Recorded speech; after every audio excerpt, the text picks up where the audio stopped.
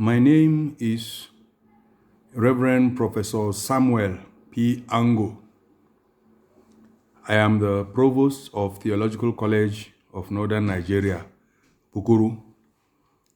Several years ago, I was also the Provost of United Missionary Church of Africa Theological College in Ilorin, towards the southwest of Nigeria. I am a professor of Christian education. I am a co-author of chapter 11 that is on education in the African Public Theology textbook. I co-authored that chapter with Dr. Esther Rutoro, who is an educationist from Zimbabwe. My thoughts on the kind of Africa that God wants is because Africa has tended to copy negative aspects of foreign culture, like television culture, like movie culture, Hollywood culture, more than it has copied science and technology and even ethics. So this has led Africa to a state of abject poverty, disease, hunger, wars, bad government, and corruption.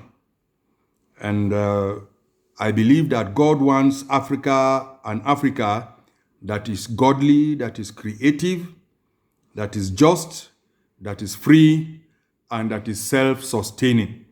And that informed our participation in the textbook project and our contribution to the chapter on education. Our chapter notes the state of education in Africa, where many children are not in school. They are out of school. They either don't go to school or they drop out frequently from school. Many of the children who are in school, they receive a very substandard education, poor education. This is because there is often inadequate infrastructure in the school, and the teachers themselves are poorly motivated.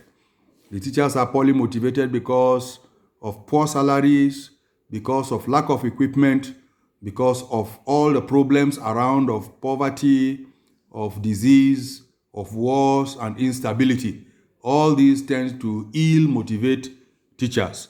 And teachers are not usually appreciated in the society nowadays because the more corrupt members of society who are in other professions, they seem to be richer and better and happier, and teachers tend to look poorer, and so they are not highly motivated.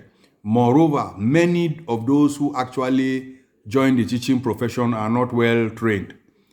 We also observed that there is a need for innovative teaching approaches, educational approaches in Africa, if we are to arrive at the kind of Africa that God wants. Education that will help learners to think, education that will encourage learners to be innovative. For example, Paulo Freire, a late Brazilian educationist, observed that the dominant type of education in many parts of the world, including Africa, is what he described as the banking concept of education, where teachers simply dump what they think they know upon the students, assuming that the students don't know anything and they don't come with their own previous knowledge to the class. He proposed rather the critical and reflective thinking approach to education, which is enhanced by what he called the problem-posing approach to education. That is, the teacher poses problems rather than just gives information to students, and the students think about the propositions that the teacher makes. They wrestle with the ideas, they reflect upon them, they relate them to their lives, and then they think about what these things mean for themselves and how it might help them to be more productive. So education becomes a dynamic process of interaction between teachers and students and the environment, and even the knowledge that is being brought to the classroom.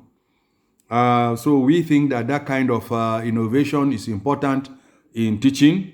We believe also that teaching from African traditional perspective is also important because in African traditional setting, teaching and learning is cooperative. Teaching and learning is done in the outdoor context where they interact with nature and it relates to their dominant means of livelihood, and also is a socialization process where people are integrated into the society as they learn. These are also important aspects of learning that we believe should be brought into the learning process. We also talk about the teaching approaches of Jesus, especially his use of figurative language, figurative expression. He uses metaphors, he uses proverbs, he uses parables. These are important aspects of learning, teaching, and learning, which we think should be brought into the learning process so that people can become productive and they can contribute to the economic and social perspectives of their societies. We make suggestions also for in African traditional modes of teaching for things like drama, song, and dance, and poetry, which are very, very active aspects of African education. We believe that these are going to enhance education in Africa and bring about the kind of Africa that God wants for us, an Africa that is just, an Africa that is dynamic, an Africa that is creative, that is productive, an Africa that is self-confident. And we conclude by insisting that education will help Africans to acquire lifelong skills and to be creators of wealth, and they will be able to sustain their societies. These are essentially some of the aspects that we discuss in our contribution on education in African public theology. So I invite you to look at this chapter and interact with it so that you will be able to see how education contributes to the kind of Africa that God wants. Thank you for listening.